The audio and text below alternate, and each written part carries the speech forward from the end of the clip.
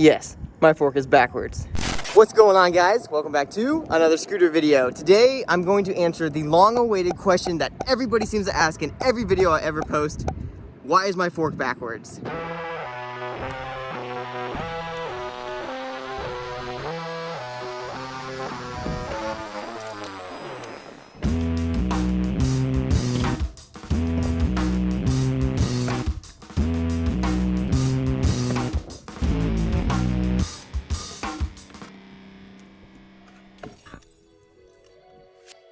So, as I was saying, we're gonna answer the long-awaited question of why I ride my fork backwards. I get a comment on just about every single video I ever post, basically saying, why is your fork backwards? Do you know your fork's backwards?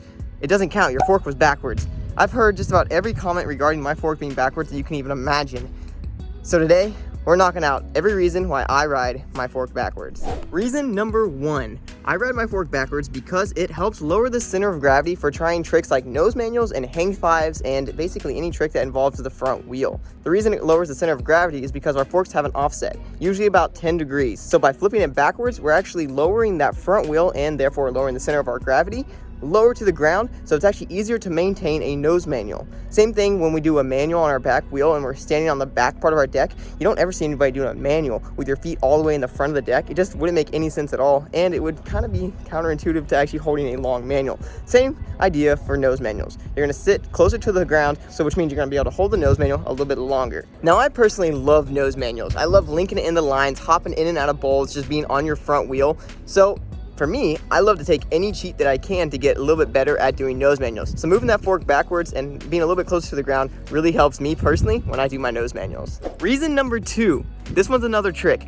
Foot jams. I love foot jams because it's actually a BMX trick. You wedge your front foot into your front wheel, and it really helps if your fork is backwards. If you try to do a foot jam with your fork not being backwards, good luck. I mean, it's just like really hard to wedge that foot in there. So by moving that fork backwards, it actually gives you a little bit more of an angle and a little bit more wheel space to actually be able to wedge your foot into the front fork and do that foot jam properly. Foot jams are actually a pretty old trick, and actually not a lot of riders do them anymore. So whenever you do see them, more often than not, I bet the rider flipped their fork backwards. Even if they don't ride their fork backwards, they probably did specifically just for that trick. Now, for me personally, I just like to ride it like that 24/7, just because I'm always doing foot jams, always doing nose manuals, and just linking those two in together with lines. All right, diving into reason number 3. This is gonna be more on the technical side of why I ride my fork backwards.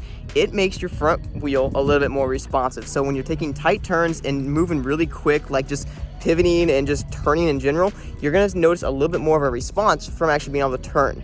So this helps when you're like maybe on the flat ground and you just like want a quick pop a 360 or 180 or something. You're gonna be a lot quicker because your front wheel is gonna be a lot more responsive because the offset is slightly different than what it was when your fork is forward. Now, building off of reason number 3, we're gonna dive into reason number 4 right now.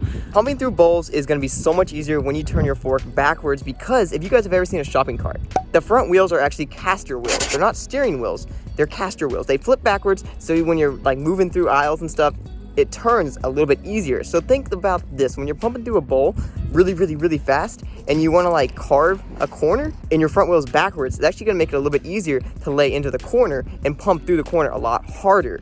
Basically, you're just fighting the wheel a little bit less when you're riding your fork as a caster wheel. Now that we've covered a couple reasons why you might want to ride your fork backwards, let's talk about a couple disadvantages to riding your fork backwards. Now, this isn't for everybody. Some people don't like the touchy, responsive feel that you get when you're pumping through bowls, but for me personally, because I love riding bowls, I'm in a bowl right now, literally talking, it's so fun to pump through corners with your fork backwards because it just gives you such a more controlled feel, or at least for me, it gives me a much more controlled feel while pumping through the bowls. Now, another disadvantage to flipping your fork backwards is when you're doing fakies. It makes it just a pinch harder to fakie longer, and because it is a little more responsive and a little more touchy as you're leaning back into fakie, sometimes it gets a little bit hard to steer straight and continue straight just because things are a little bit more touchy. So when you do turn slightly, it might turn a lot more than you were hoping it would turn. So if you guys do ride your fork backwards, you can always flip your bars around just for that one trick, just like people tell me all the time, well, why don't you just flip your fork around when you're doing foot jams? Well, I do foot jams all the time. So for me, I'd be flipping my forks around 90% of my session. So for me, it makes sense just to ride it backwards. Now, with all that being said, riding your fork backwards is actually a free thing that you guys can do. It costs no money at all. All you gotta have is just a set of Allen keys to be able to flip your bars around.